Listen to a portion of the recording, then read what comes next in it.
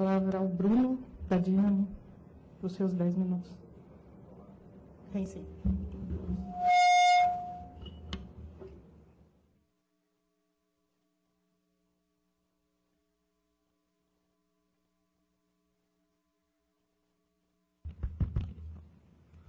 Bom, obrigado, boa tarde a todos.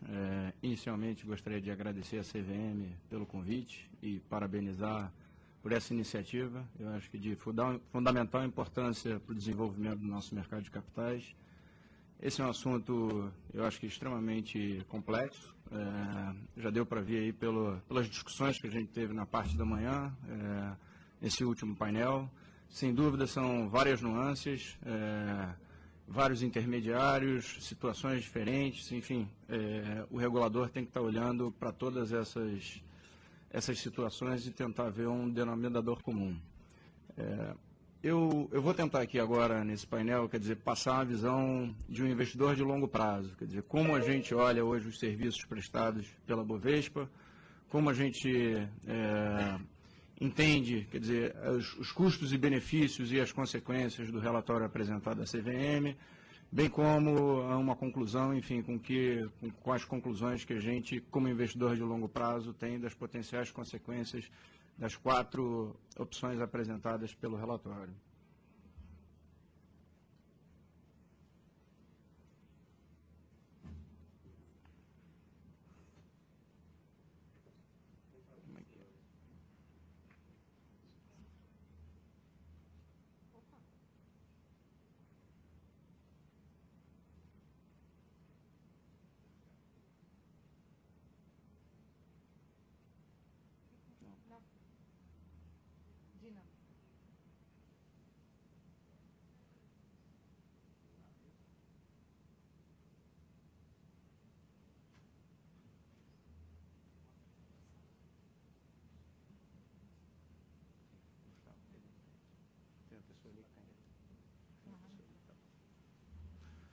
Bom, eu vou, para não estender demais o tempo, eu vou começar sem a apresentação.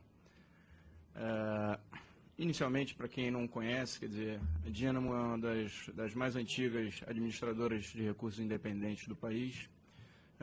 Somos investidores de longo prazo, quer dizer, a gente está sempre procurando uma análise fundamentalista, compramos posições para, enfim, alguns anos investindo nas companhias. A companhia começou em 1993 com uma partnership, então a gente tem uma longa experiência em lidar com digamos, bolsas diferentes, quer dizer, convivemos com o modelo de 2 bolsas aqui no Brasil. Obrigado.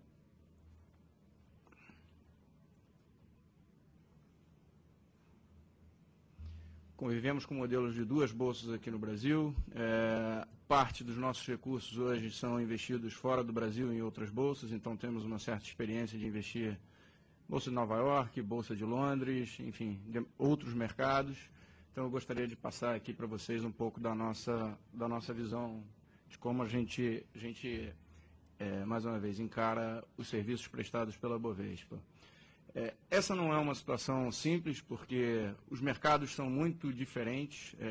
A tentativa de padronizar a relação de bolsas com clientes nos diferentes mercados não é simples. A gente tem estruturas muito diferentes em todos os mercados. Quer dizer, tem a questão do prime broker no mercado americano e no mercado europeu, que diferencia bastante a situação do mercado brasileiro. Então, não é uma análise simples. Eu vou tentar, mais uma vez, do ponto de vista de um investidor, de um cliente final, passar o que nos preocupa. A gente olha basicamente para três pilares quando a gente está olhando a possibilidade de se investir em bolsa. O primeiro deles e o mais relevante é a questão da segurança e transparência. Quer dizer, em que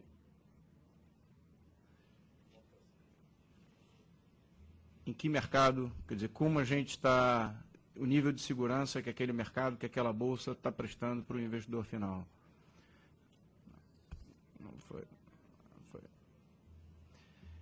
A segunda característica é uma característica, obviamente, natural de qualquer investidor, custo e preço de cada um dos mercados.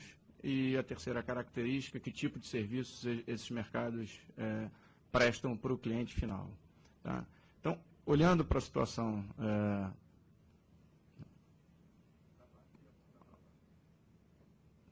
olhando para a situação da Bovespa especificamente, do ponto de vista de segurança e transparência, a gente se sente muito confortável. Eu acho que os sistemas operacionais já têm um tempo de track record, confiabilidade. Então, obviamente que como qualquer sistema apresentam falhas, mas eu acho que são falhas naturais, a gente vê isso em qualquer mercado. Então, eu acho que apresenta uma situação muito confortável do nosso ponto de vista. Do ponto de vista de regulação, eu acho que a gente tem uma regulação extremamente bem feita e testada. A questão dos dark pools aqui no Brasil e do investidor, se ter o investidor final claramente identificado, eu acho que é uma questão importante do nosso mercado. E, por fim, a questão de todas as garantias que o investidor enxerga com relação ao fundo de ressarcimento, o patrimônio da Bolsa, enfim, a Bolsa como garantidor de última instância das operações. Então, com relação ao primeiro item que eu mencionei, eu diria que eu acho que a gente não vê, obviamente tem alguns ajustes pequenos, mas pouca melhora a se fazer.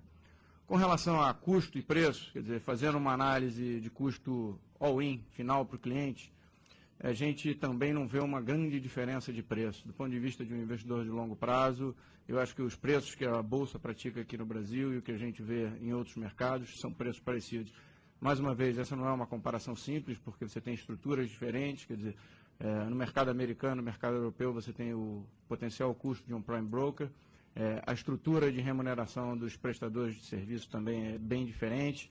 Então, do nosso ponto de vista, a gente não vê a Bolsa brasileira, quer dizer, a BMF Bovespa, abusando da sua situação de monopolista. Por fim, é a questão de qualidade do serviço prestado pela Bolsa. Eu acho que essa, sim, a gente tem um potencial grande para melhorar. Eu acho que a questão a relação da Bolsa com o cliente final, com os intermediários, é um negócio que ainda pode evoluir bastante, enquanto que na parte do post-trading, a CBLC, eu acho que funciona bem. Então, eu diria que a nossa grande observação está com relação às plataformas de trading, que eu acho que ainda podem melhorar. Então, eu acho que a discussão que a gente traz hoje em relação às potenciais mudanças é tentar pesar custo-benefícios e consequências e o trade-off dessas mudanças. Do ponto de vista de custo e benefícios, sem dúvida nenhuma, eu acho que uma maior competição traz para o Brasil uma plataforma com mais eficiência, mais velocidade, como já foi discutido mais cedo, isso pode trazer maior volume para a Bolsa. Eu acho que você vem junto uma melhora de serviço, quer dizer, não há dúvida de que uma maior competição faz com que o monopolista tente se mexer e investir um pouco mais, está sempre preparado olhando para o futuro e não olhando no retrovisor. E outros três pontos que eu tenho uma certa dúvida, que foi levantado no relatório, são em relação aos custos mais baratos de negociação. Eu acho que ficou claro no painel anterior da dúvida de quem se beneficia desses custos, se é o cliente final, se é o corretor, como é que é essa divisão. Eu acho que isso não é claro, os exemplos que tem em mercados que aumentaram a competição não ficou claro aonde esse ganho ficou. Como compensar o aumento de custo dos corretores? Sem dúvida nenhuma, eu acho que é uma questão relevante, dada a nossa estrutura de mercado. Como foi citado no painel anterior, a gente tem hoje, enfim, 70, 80 corretores, uma parte grande deles sem apresentar resultado. Eu acho que a discussão é como é que isso se dá daqui para frente, quer dizer, se a gente vai ter um mercado mais consolidado, com poucos players, e como é que fica esse nível de rentabilidade. Então, acho que é um ponto delicado para se pensar também. E, por último, eu acho que é uma questão também que para a gente não é clara, é que um aumento de competição traz mais liquidez e traz uma profundidade maior do mercado com novas companhias. O exemplo que a gente conseguiu perceber nos mercados onde a competição foi criada é que essa liquidez, de fato, melhora, mas melhora só nas principais companhias, quer dizer, nas companhias mais líquidas. Então, de certa forma, você acaba concentrando esse aumento de liquidez nas principais companhias, o que não beneficia o mercado como um todo, e principalmente as companhias menores que estão procurando o mercado de acesso.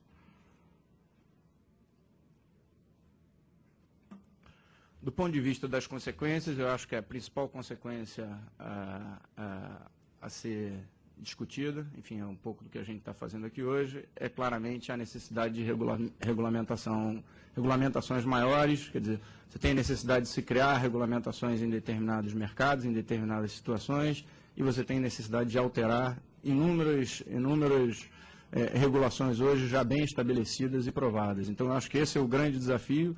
É um desafio que traz uma enorme complexidade para os reguladores, e aí eu não me restringo à CVM, eu acho que é uma questão em relação a CVM, Banco Central, corretoras, os próprios clientes finais, quer dizer, eu acho que você tem inúmeros processos que precisam ser recriados ou estabelecidos, eu cito aqui alguns deles, quer dizer, Instrução 461 precisa potencialmente ser revista, aluguel de ações é um negócio que provavelmente tem que ser regulado novamente, cálculo de margens e garantias, quer dizer, se a gente vai ter uma CCP, duas CCPs, como é que ficam os controles das garantias, provavelmente isso tem que ser tirado das bolsas, o Banco Central tem que passar a intervir, se manifestar de alguma forma, então esse eu acho que é um assunto delicado.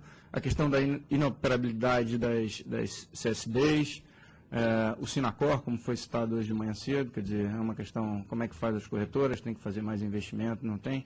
Enfim, acho que tem uma série de questões para serem discutidas do ponto de vista de regulação, que trazem uma complexidade enorme para mudanças no atual sistema. Eu acho que toda essa complexidade, mais uma vez, tanto nos reguladores como nos intermediários, e nos clientes finais trazem um risco sistêmico para o mercado, e o que eu acho que a gente tem que tentar pesar e discutir daqui para frente é se os benefícios valem a pena para esses potenciais riscos. Então, para não me estender muito, eu queria resumir um pouco a nossa visão, a visão de que o aumento de liquidez gerado pela competição provavelmente se restringe às ações mais líquidas. Você tem uma experiência em outros mercados, quais que a gente estudou, de que mais competição não necessariamente fomenta mercado de acesso, como o Bovespa+, então acho que essa é uma questão importante também para a gente pensar e discutir. E por fim, quer dizer, como eu mencionei, pesar o trade-off de como é que uma complexidade maior do ponto de vista de regulação, será que o benefício da redução de custo que a maior competição pode gerar para os investidores finais compensa essa complexidade de regulamentação e risco sistêmico. Então, de certa forma, para concluir, nos parece que um cenário de maior competição seja benéfico para todos os participantes de mercado. Entretanto, trata-se, porém, de um caminho de alta complexidade. Uma vez que a BVMF-Bovespa atende plenamente aos requisitos de segurança e confiabilidade, que para a gente são muito importantes, nos parece que, nesse momento, talvez a nossa sugestão seja de que o regulador aumente a atenção e regulação em cima da Bovespa, conforme ela sinta necessidade. Então, de certa forma, era essa um pouco a mensagem que eu queria passar. Obrigado.